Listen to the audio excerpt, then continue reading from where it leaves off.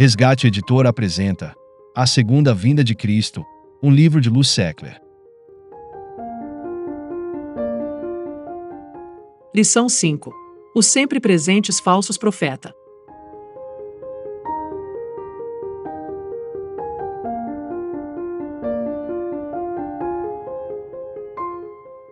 Em meu livro Nascidos para Ser Livres, que contém lições da carta aos Gálatas, insistimos na necessidade de aceitar, aprender e pregar a verdade de Deus como foi escrita por seus respectivos autores, sem acrescentar nem subtrair nada.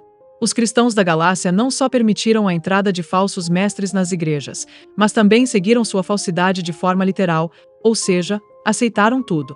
Aquelas instruções eram tão rigorosas que os gálatas ignorantes e medrosos consentiram em voltar a guardar o sábado, evitar comer certos alimentos, pior ainda, se submeteram à circuncisão. Paulo, em regra geral, era muito metódico ao escrever suas cartas.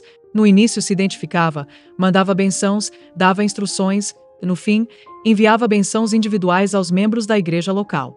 Mas quando soube que os gálatas tinham sucumbido ao ensino dos falsos mestres judeus, em vez de seguir o protocolo das cartas, inicia a carta enviando-lhes maldições tanto aos gálatas como aos judaizantes. Isso era algo contrário ao protocolo de escrever cartas da época. Os judaizantes, por outro lado, usando princípios judaicos, os falsos mestres anularam tudo que Paulo lhes tinha ensinado na sua visita àquela igreja. Ao ler a epístola notamos a ira de Paulo, apesar de que no corpo da carta, lhes envia instruções gerais sobre a liberdade em Cristo. Também o apóstolo Pedro teve que enfrentar e corrigir pelo menos um ensinamento falso, que o menciona em sua primeira carta. Os falsos mestres menosprezavam o assunto que era, como continua sendo, a base e fundação da fé cristã, que é a segunda vinda de Cristo. Imagino como reagiria a primeira igreja, desde que tanto pregadores como mestres proclamavam essa verdade e o julgamento final.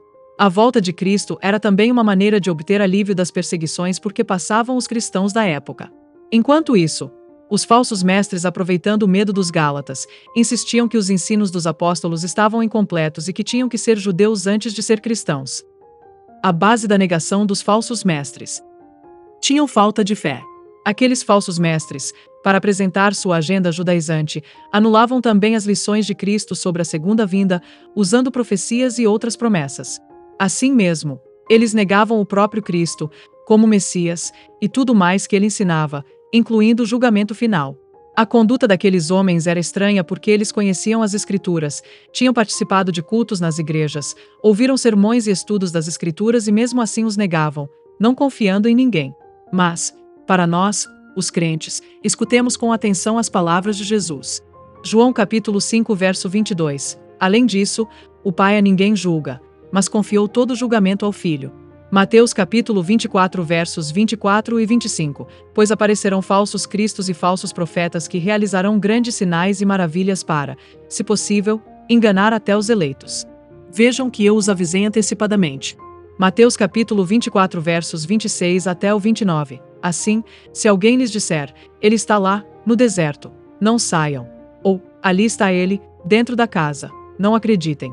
Porque assim como o relâmpago sai do Oriente e se mostra no Ocidente, assim será a vinda do Filho do Homem. Onde houver um cadáver, aí se ajuntarão os abutres. Imediatamente após a tribulação daqueles dias, o sol escurecerá, e a lua não dará a sua luz, as estrelas cairão do céu, e os poderes celestes serão abalados. João capítulo 14 versos 1 até o 6. Não se perturbe o coração de vocês. Creiam em Deus, creiam também em mim. Na casa de meu pai há muitos aposentos. Se não fosse assim, eu lhes teria dito. Vou preparar-lhes lugar e se eu for e lhes preparar lugar, voltarei e os levarei para mim, para que vocês estejam onde eu estiver. Vocês conhecem o caminho para onde vou. Disse-lhe Tomé, Senhor, não sabemos para onde vais. Como então podemos saber o caminho? Respondeu Jesus, eu sou o caminho, a verdade e a vida.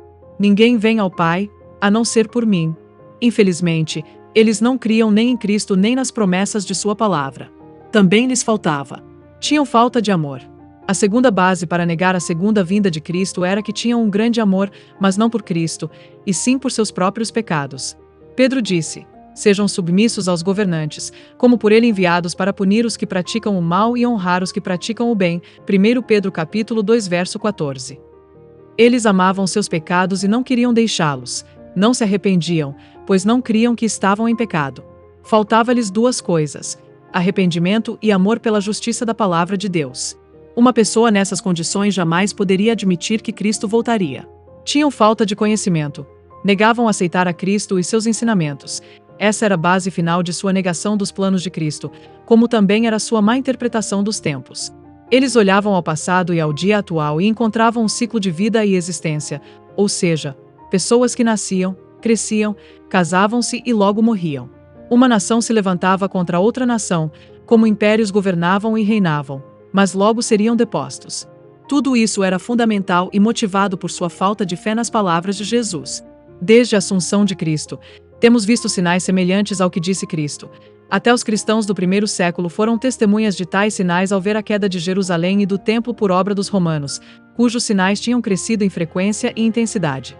A história não aparece sem motivo e nem é independente. Ela é dirigida pelo Criador e tem sua culminação na segunda vinda de Cristo. A correção de Pedro. Aqueles falsos mestres, ao dizer que nada mudava e que tudo continuava como sempre, estavam negando o fato de que Cristo intervém na história. Essa gente cometia um grande erro ao negar o que estava por vir, baseados em sua crença de que o mundo é um sistema fechado no qual Cristo não interfere. Achavam que ele simplesmente permitia que as coisas continuassem como sempre foram, até que o universo simplesmente deixasse de existir. Mesmo assim, essas pessoas se consideravam crentes. Segundo elas, não havia nada de sobrenatural nem milagroso no mundo. Para elas, concordar com isso seria afirmar a ação de Deus no universo. A realidade é que o universo não é um sistema fechado onde Cristo nunca interfere nem intervém. Pedro corrige os falsos mestres com 3 ilustrações, a saber: Deus é o Criador. Como já dissemos, a ideia de que tudo continua igual como sempre foi é uma alusão à ideia da existência eterna do universo. Sabemos que, conforme afirma o Gênesis e o confirma Pedro, o universo não existiu eternamente. Foi criado por Deus, sendo o universo sua criação, ele intervém de acordo com seus grandes e perfeitos propósitos. Pedro usa a atividade de Deus na criação como prova de que ele novamente intervirá em sua criação. Deus é o juiz. Parte do propósito da segunda vinda de Cristo será julgar os pecadores. Os falsos mestres negavam a ideia do julgamento porque seus ensinamentos da Bíblia estavam incorretos e deliberadamente descuidavam do ensino das Escrituras. Pedro usa a ilustração do julgamento de Deus sobre o mundo na época de Noé. Durante a construção da arca, as pessoas continuavam suas vidas como se nada estivesse acontecendo, ignorando a mensagem de Deus, semelhante ao que precederá o julgamento que virá com a volta de Cristo. Deus é o autor dos sinais atuais. Não se trata tanto de negar a segunda vinda de Cristo e continuar indiferente quanto ao tempo e à história. É natural que todos levemos vidas ocupadas tentando cumprir nossos propósitos e responsabilidades, mas devemos lembrar que tudo nesta vida é temporário. Além disso, não podemos continuar ignorando as notícias sobre o que está acontecendo no mundo, como a perseguição a vários cristãos, o aumento das tensões em Israel e o crescimento da imoralidade em todo lugar, entre outros sinais semelhantes aos que Cristo nos advertiu. Não estou falando de tentar decifrar datas ou tempos, mas de viver com grande expectativa em relação a tudo o que acontecerá com a vinda de Cristo. Você continua acreditando em Jesus Cristo? Você realmente acredita que Jesus voltará? Sua vida é uma prova viva do que você professa. Para o cristão fiel, existem 3 motivos pelos quais a segunda vinda de Cristo e o julgamento final são de vital importância: gozo e paz. Como a vinda de Cristo é uma realidade, os cristãos podem viver com alegria e paz, mesmo durante as crises. Os sofrimentos, as lágrimas e as dificuldades que enfrentamos aqui não durarão para sempre, pois chegará o dia em que Jesus voltará para nos levar com Ele, e viveremos para sempre ao seu lado no novo céu e na nova terra. Quando compreendemos que esta vida é passageira, podemos viver com verdadeira alegria, sabendo que todos os contratempos são temporários. Jesus disse: Eu lhes disse essas coisas para que em mim vocês tenham paz. Neste mundo, vocês terão aflições. No entanto, tenham ânimo. Eu venci o mundo. Evangelho de João capítulo 16, verso 33. Motivação. A segurança da segunda vinda motiva os cristãos a viverem vidas santas. Devemos esforçar-nos por uma vida santa para que sejamos encontrados fiéis e agradáveis a Cristo quando Ele retornar. O apóstolo Paulo afirma: Não importa o que aconteça, vivam de maneira digna do Evangelho de Cristo, para que, quer eu vá e os veja, quer apenas ouça a seu respeito na minha ausência, saiba que vocês permanecem firmes num só espírito, lutando unânimes pela fé evangélica. Epístola de Filipenses capítulo 1, verso 27. Urgência. Por fim, A certeza da segunda vinda de Cristo dá um senso de urgência em todas as áreas, especialmente na proclamação do Evangelho. Sua chegada será um evento monumental. Quando Cristo retornar, aqueles que creem nele serão recebidos com a coroa da vida eterna. No entanto, para aqueles que rejeitam a Cristo, o dia de sua volta será terrível, pois ele virá para julgar os pecadores, que receberão a eternidade que escolheram, ou seja, a separação de Deus. Por sua própria escolha, essas pessoas não entrarão na eternidade. Aqueles cujos nomes não foram encontrados no livro da vida foram lançados no lago de fogo. Apocalipse capítulo 20, versículo 15. Verdade ou mentira?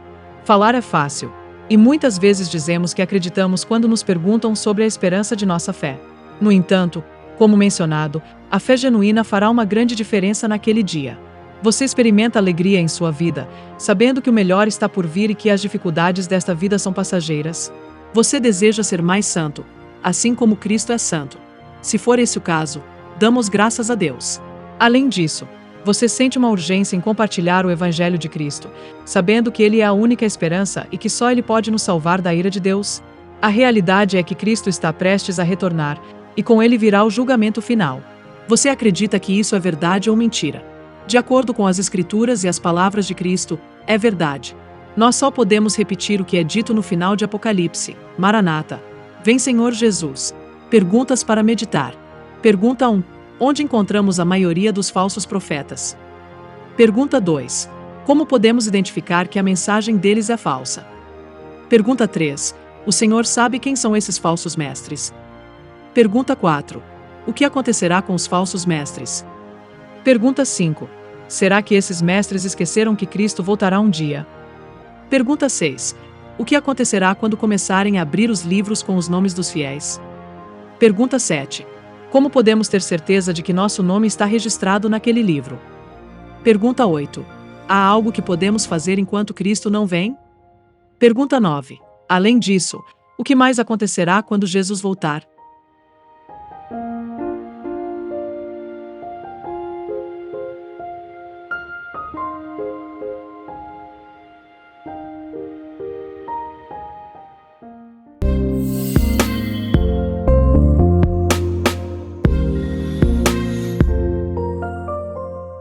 Resgate Editora e você, juntos nessa missão.